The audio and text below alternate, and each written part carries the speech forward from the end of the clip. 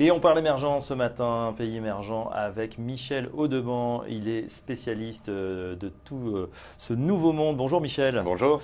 Le directeur général de Gemway Assets. Alors, l'effet Trump sur les marchés émergents, on est très partagé. Déjà, sur l'effet Trump en lui-même, grosse surprise. Sur les marchés classiques, on va dire, on attendait la catastrophe. Pas du tout. On a eu un effet booster, on va dire, sur l'ensemble de la cote, notamment aux US.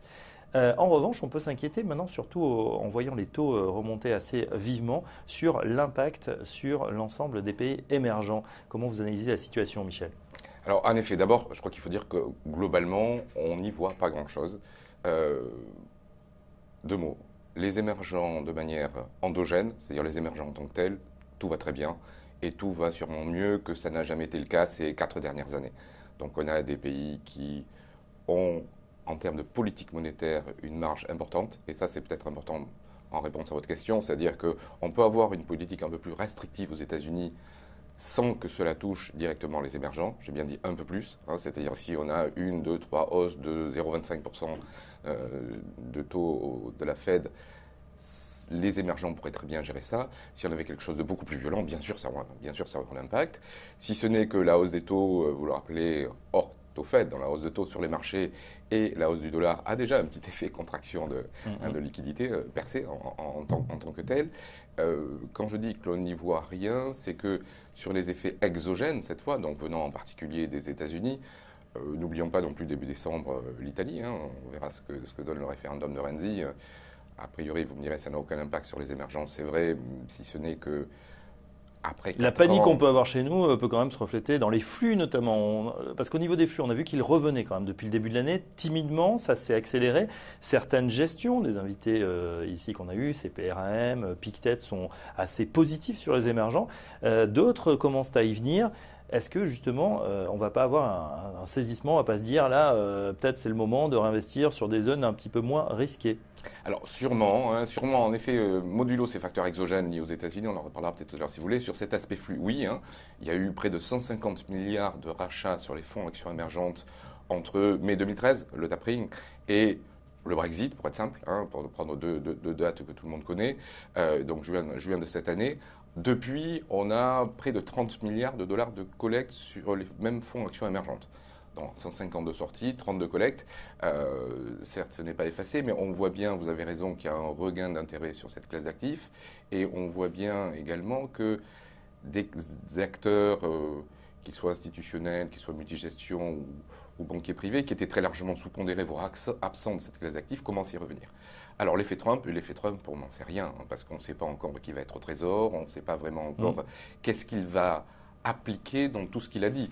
Est-ce que on aurait une taxe de 45% sur les produits importés en provenance de Chine ou de 35% en provenance du Mexique? Évidemment, ce serait une révolution. Ce serait une révolution dans le commerce mondial. Cela réduirait considérablement les échanges. Est-ce que j'y crois? Au moins pour la Chine, pas du tout aujourd'hui. Pour une simple et bonne raison, c'est que, regardons aussi parfois le passif, quand on regarde qui détient les bons du Trésor américain, les Chinois sont de très gros détenteurs via leurs 3000 et quelques milliards de réserves de change de T-bonds et de T-notes américains. Si Trump rentrait dans un bras de fer, une des réponses très simples des Chinois pourrait être de réagir avec les pieds, voter avec les pieds comme on dit, et vendre leurs T-bonds, ça créerait de suite 1, 2, 3% de hausse sur les taux américains, ce qui n'est pas tout à fait l'effet recherché par Trump aujourd'hui. Donc je pense qu'on va rentrer dans quelque chose de beaucoup plus consensuel. D'ailleurs lui-même il l'a dit cette semaine, mais on n'en sait rien. Ouais, la Chine, on rappelle, sur les 3 000 milliards de réserves, effectivement environ 1 000 milliards, ils auraient oui, sûrement plus, enfin, c'est pas très clair, mais bon, de très très gros montants. Mais ils sûrement auraient plus que ce chiffre, en effet. Taper du poing sur la table. Alors, le billet vert s'est apprécié contre toutes les autres devises, et quand on dit toutes les autres devises, c'est le yuan également. On s'était vraiment offusqué, ça avait créé une panique générale de voir le yuan se déprécier, alors que là, finalement, on a le yuan qui n'en finit pas de baisser, et personne, finalement, ne proteste aujourd'hui. Oui, ça, vous avez raison. C'est parfois la beauté de nos marchés, c'est qu'on se concentre sur quelque chose et on fait peut-être une fixation parfois. Rappelez-vous, en août dernier, vous avez raison de le rappeler, le yuan avait baissé de 3% face au dollar, ce qui n'est pas beaucoup, d'autant plus que n'oublions pas que le yuan maintenant est géré face à un panier de devises, ce qui est beaucoup plus cohérent d'ailleurs que face au seul dollar. À l'époque, la plupart des devises baissaient face au dollar. Hein. Le sterling en tant que tel avait déjà baissé 3-4 fois plus. Mais même vis-à-vis de ce panier de devises, le yuan, vous avez raison de le rappeler aussi, baisse depuis le début de l'année, plus de 5% face au dollar, et personne n'y prête attention. Ce qui est clair, c'est qu'ils sont en train de regagner petit à petit de la compétitivité. Pendant que tout le monde est occupé à autre chose, ils laissent doucement baissauter. C'est quand même une belle petite tendance. Ça leur redonne un petit peu de compétitivité sur les exportations, c'est clair. Sur les autres zones, justement, on parle beaucoup de la Chine, hein, c'est votre cœur de cible, mais on a aussi l'Inde hein, qui est favorisée par les gérants en ce moment. L'Inde, est-ce que ce marché n'est pas devenu trop cher? On connaît le potentiel, mais certains gérants disent attention, il faut peut-être temporiser un petit peu avant de revenir sur le marché indien. Alors, c'est le plus beau, les plus belles perspectives macroéconomiques à horizon 3-4 ans, de manière indiscutable.